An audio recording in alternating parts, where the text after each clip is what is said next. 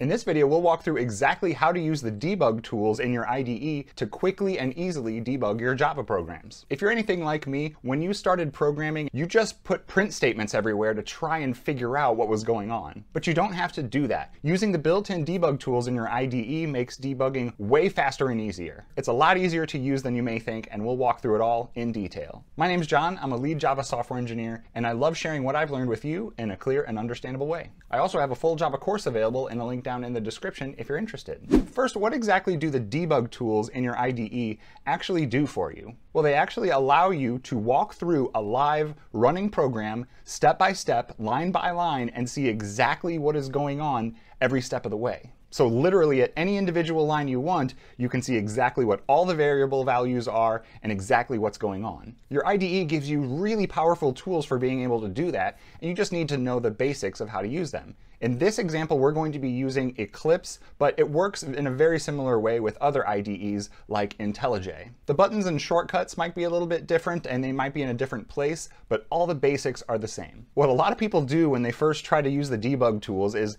they see over here in the IDE, like, right next to the run button, is this debug button, and they go, great. I've heard a lot about being able to debug your code in the IDE, so this must be the command to do that. And they go ahead and click it, and it doesn't do anything different. It just runs their program like it did before. You don't understand it, and you kind of give up on it. So what exactly is happening there? Why didn't we see anything different when we ran it in debug mode versus just running it normally? Well, the issue is we didn't have any breakpoints in our code. So what is a breakpoint? Well, a breakpoint is a spot that you mark in your code so that when you run your program and it gets to that spot in the code, it'll pause the execution right there so you can see the state of everything at that spot in the code. So let's do an example here. So let's say you wanted to put a breakpoint here at line 6. The easiest way, and the way that I tend to use the most, is to just double click on this spot right here between the line numbers and the left margin of Eclipse. If you double click right there, you'll see this dot appear. That means we've created a breakpoint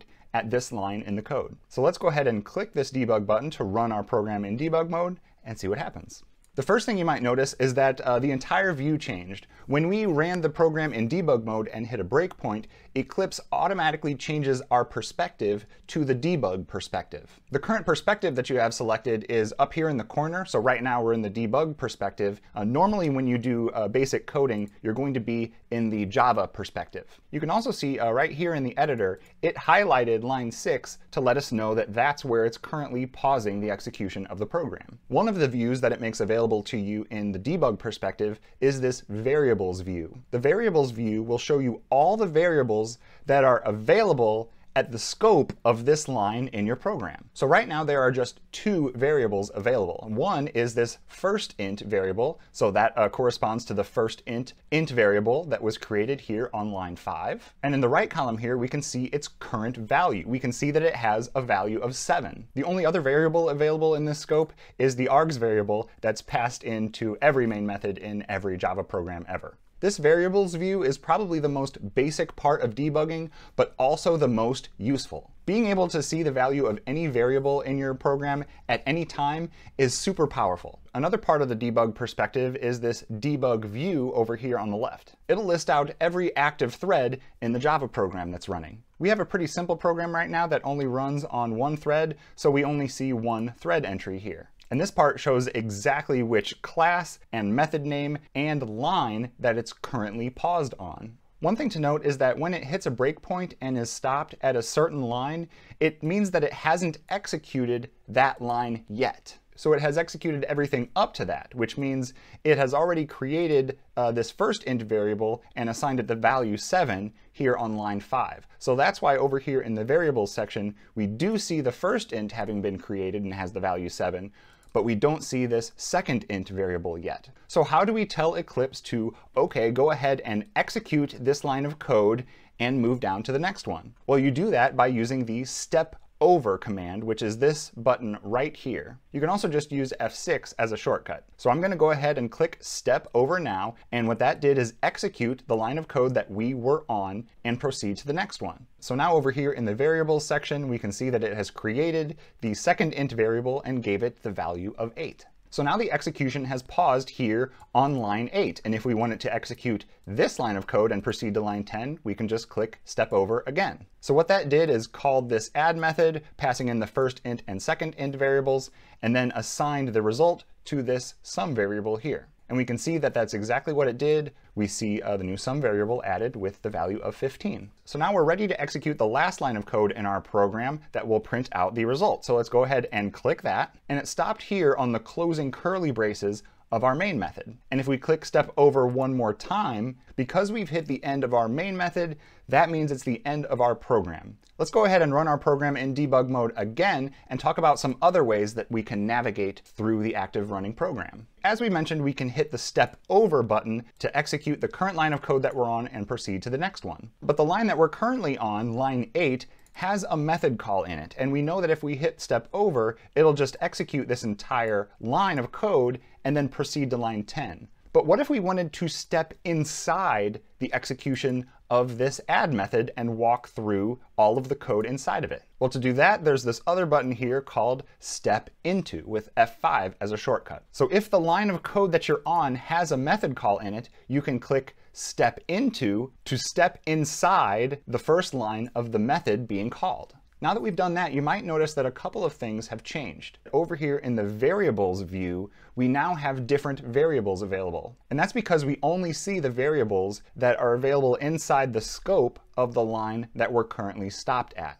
So in here, we only have two variables available to us, and that is int1 and int2. The first int and second int variables that are inside the main method aren't available inside the scope of this add method. Another thing to note is that over here in the debug section, we now have kind of two entries here. The reason there are multiple entries in here now is because we are now one method call deeper in the execution of our code. So when you're debugging and you jump inside a method call, that next level of method call is added to the stack here. And so we can see that we're stopped here at the add method on line 15. But right underneath that, we can see that the call to that add method happened right here in the main method on line 8. And so if we actually click that entry, we can kind of hop back to what is happening inside the scope of that particular spot in that method. When we're inside a method like this, we can use the step over and step into buttons just like we did before, but there's also another command available to us called step return. So you might use step return in a situation where you've hit a spot inside a method and you just want to have it execute the rest of the method and return to where it was called from. And that's exactly what the step return command will do. So if we go ahead and click step return, it completes execution of that method that we're in, the add method, and returns back to the spot where that method was called from. If at any point while you're debugging your program, if you just want to stop, you can just click this terminate button and it will just stop your program right then and there. So of course, you're not limited to just one breakpoint. You can add as many as you like. So let's say we wanted to add another breakpoint here at line 10. You can go ahead and double click the margin right there again to add another breakpoint. There are other ways to add breakpoints too, so you can right-click a line and click the toggle breakpoint command, and that will add a breakpoint. You can also just hit Control-Shift-B, and that will toggle the breakpoint on whichever current line you're on. In addition to being able to step over and step into, there's also this resume command. So what this resume command will do is continue the execution of your program until it hits another breakpoint. So because we have another breakpoint here at line 10, if we go ahead and hit resume, it will execute everything right up until line 10 in our code. So now if we hit resume again, because we don't have any other breakpoints in the rest of our code, it just executes the whole rest of the program all the way to the end. Another thing to note, let's go ahead and run our program in debug mode again. Let's add a breakpoint right here in our add method here on line 15. Because we have a breakpoint within this add method, right now, if we hit the resume button, because the add method is called here on line 8, the execution of the program will hit our breakpoint at line 15 and stop there. In addition to being able to just observe variable values at any given point in the code, the debug tools even allow you to change those variable values arbitrarily at any time you want. Let's say, for example, we wanted to just test out what would happen if this first int had a value of 11, but we didn't want to change our code to do that. Well, what you can do is if you're stopped in the debugger at some point in your code, you can go into the variables view here and click on the value and edit it to whatever you want. So we can change it to 11 right here, hit enter, and now this first int variable has a value of 11. So far, we've just worked with some basic primitive int variables. So let's look at how this works when we use some more complex objects. I'll get rid of this method and replace all this with some code that deals with creating cats. So let's put a breakpoint right here on the very first line of our code and again run it in debug mode. So this line here is going to create a new cat object and pass it the name Kramer in the constructor call. So the same way as before, we can click the step over button to execute that line of code, and we can see over here in the variables view, we now have a new cat1 variable. But what's cool is we can also click this little arrow here and expand that object and see the values of all of its individual fields. So we can even see here that it has a name field and its name is Kramer. And as a quick note, we can change the value of these variables here just as easily as we did for the other int variables. So I can just click this name Kramer here and change it to Jerry. You can also change these variables by right-clicking and going to Change Value, and then enter whatever value you want and hit OK. This next line will set the litter preference on that cat object to tidycats. So right now it is null, and if we go over here and step over that line of code to execute it, we can see it getting updated to tidycats live right there. And stepping over again will set its age to 3. Another kind of cool thing is that over here in the variables section, if you execute a line of code and it changes a variable value, that variable will be highlighted here in this section. So because this last line set its age to 3, we now see this age variable being highlighted in yellow over here in the variables section. And the same thing will happen for this cat2 when we create it. So right now it hasn't executed this line of code yet, so cat2 doesn't show up over here in the variables section. And if we hit step over, we see it being created and it has the name of George. So let's go ahead and click the step over button until we get down here to where we are creating an array of these cats. So line 16 here will create a new cat array variable called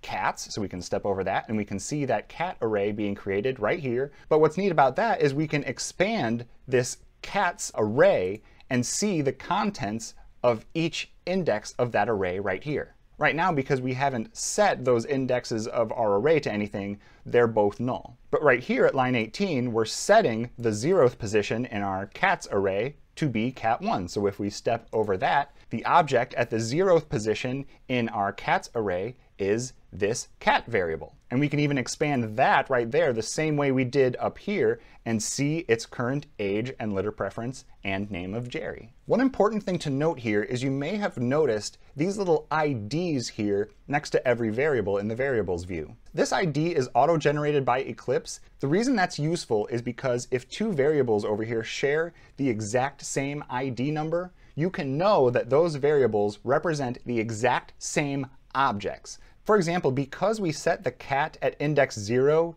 to be cat1, we can see that the IDs of those two things match. So if we look at the object at index 0 in our cats array, we see that it has the ID of 28. And that matches the ID of cat1 up here, which is also 28. So we know that those two things represent exactly the same object in memory. The same goes for cat2 here. So if we step over to execute this line of code, the cat at index 1 on the array has an ID of 40, which matches the ID of the cat2 variable. But there are even more really cool things that you can do with the debugger. One of the other things you can do is over here in the expressions view. The best way to explain this part is probably with an example. So let's say I put cat1.get age and open and close parentheses. So what this section actually does is keep track of what the value of this expression is that you put in at whatever spot in the code that you're currently paused on. For example, right now, because cat1 doesn't even exist yet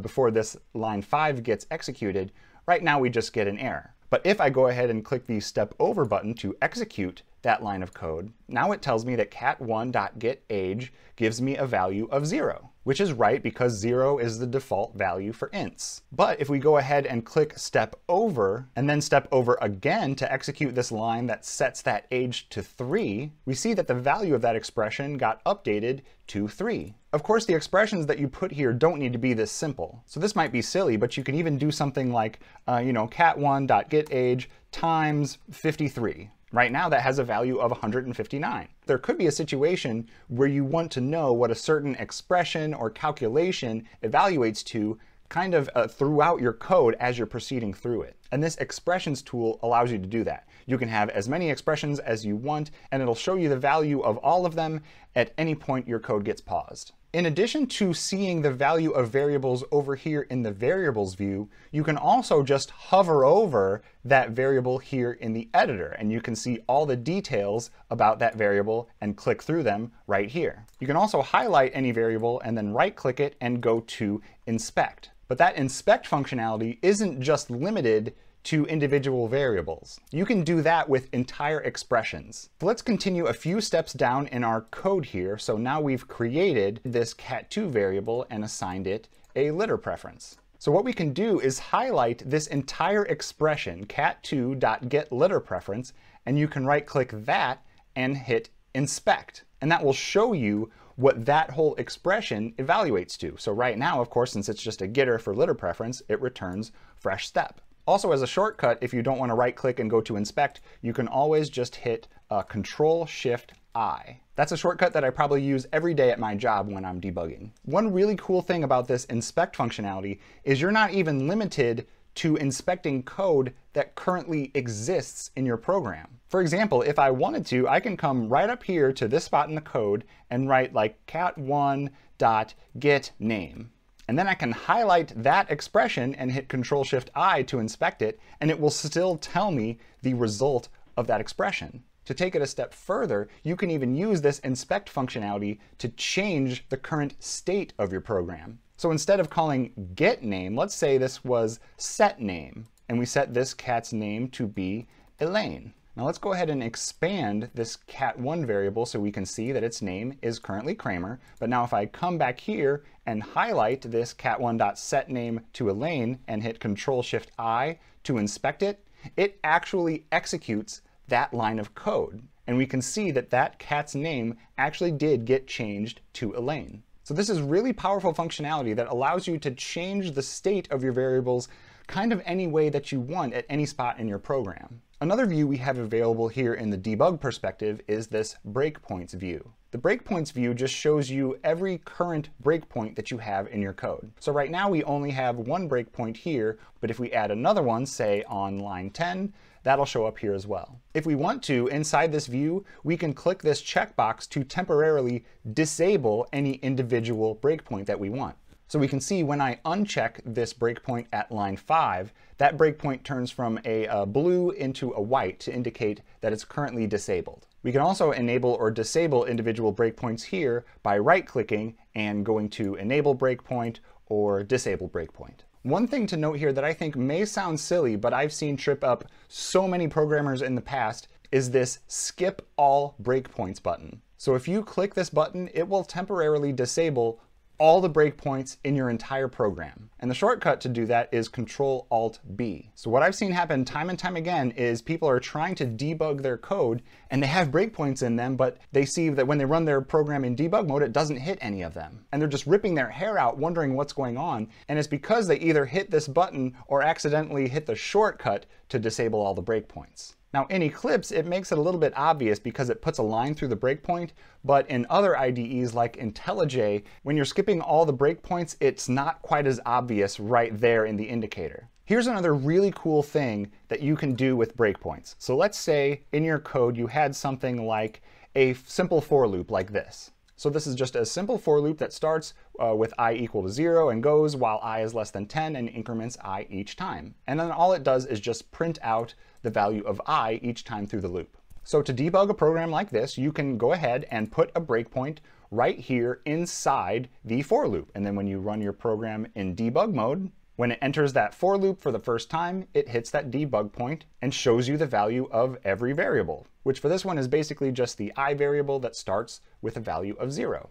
But now each time you hit the resume button, it of course goes into the next iteration of that loop and hits the exact same breakpoint on line 6, just in the next iteration of the loop. So now we can see that we've hit the breakpoint again, the same breakpoint on the same line, but now I has the value of 1. And that's fine, right? You can keep resuming your program, and each time that you resume, it goes back around to the beginning of the for loop. So we can keep clicking through this and watch I get updated 6, 7, 8. But what if we had a situation where we want to debug our program, but we only have a problem in our code when I is 7? So right now you would have to run your program in debug mode and then keep clicking resume over and over again until I reaches the value 7. And then you can inspect and see what's going on there. That's not that big of a deal if your loop only goes through 10 times, but what if you did it hundreds or thousands of times? You'd have to keep clicking resume for hundreds or thousands of times until you get to the exact iteration that's causing you problems. So what you can do instead of doing that is use what is called a conditional